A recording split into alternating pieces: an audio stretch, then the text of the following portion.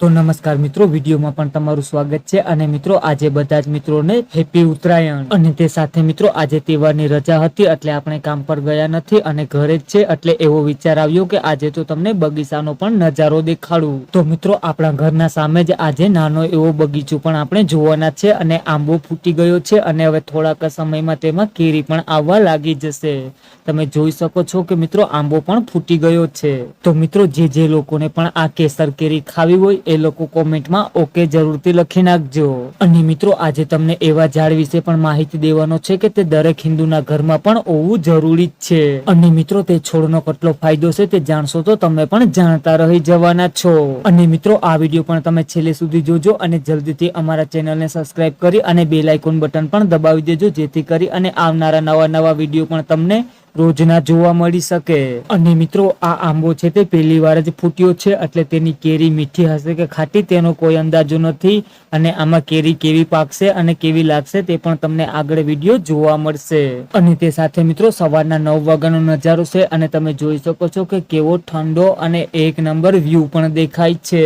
અને તે સાથે મિત્રો આંબાની બાજુમાં જ આપણી નારિયેલી પણ છે, પરંતુ તેમાં હજી નારિયેલ આવ્યા નથી, એટલે એમાં પણ 1-2 વર્ષની વાર લાગશે। તો મિત્રો આ વિડીયોને લાઈક બટન દબાવી અને વધારે લોકો સુધી પણ મોકલી દેજો।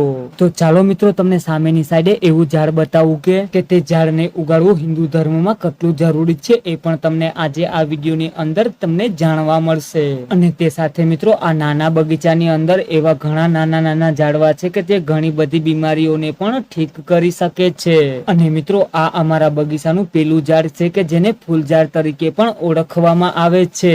અને ત્યાર પછી મિત્રો તમને એવું ઝાડ પણ બતાવવા જઈ રહ્યો છે કે તમારી પેટની અંદર કોઈ પણ પ્રકારની પથરી હોય તો તેને ખાવાથી તે પથરી પણ બહાર નીકળી જાય છે। અને મિત્રો આ ઝાડને પથરીના રોગ માટે પણ ખૂબ જ મહત્વ આપવામાં આવે છે, કારણ કે આના સવારના પાન ચાવી અને પેટમાં ઉતારવાથી પથરી પણ બહાર નીકળી જાય છે નાના કટકા થઈને। પરંતુ મિત્રો સવારના પોરમાં ચા પીધા પહેલા આ પાનનું સેવન કરવું પડે છે, ત્યારે આ પાનની જે શક્તિ છે તે પેટની અંદર પણ કામ કરે છે।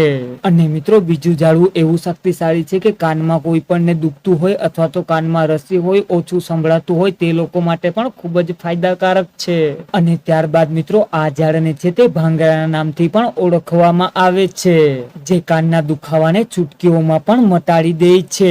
અને હવે મિત્રો તમે એવા ઝાડના દર્શન કરવાના છો કે જેને આપણે તુલસી માં તરીકે ઓળખીએ છીએ। અને મિત્રો આપણા હિન્દુ ધર્મમાં 3 એવી વસ્તુ છે કે જેને આપણે માનો દરજ્જો પણ આપીએ છીએ, જેમાં મિત્રો પહેલા આપણે જન્મ દેનારી માં, અને બીજી ગૌ માતા, અને ત્રીજી છે આ તુલસી માતા। અને તે સાથે મિત્રો પીપળાથી પણ પવિત્ર આ તુલસીના છોડને માનવામાં આવે છે। અને સાથે મિત્રો આપણા હિન્દુ ધર્મમાં આને ભગવાનની જેમ જ પૂજવામાં પણ આવે છે। અને મિત્રો મારું તો એવું કહેવું છે કે દરેક હિન્દુના ઘરે આ તુલસી માતાનો છોડ જરૂરમાં જરૂર જ હોવો પણ જોઈએ। તો મિત્રો કટ્ટર હિન્દુની જેમ જ આ વિડીયોને પણ આગળ શેર કરી દેજો।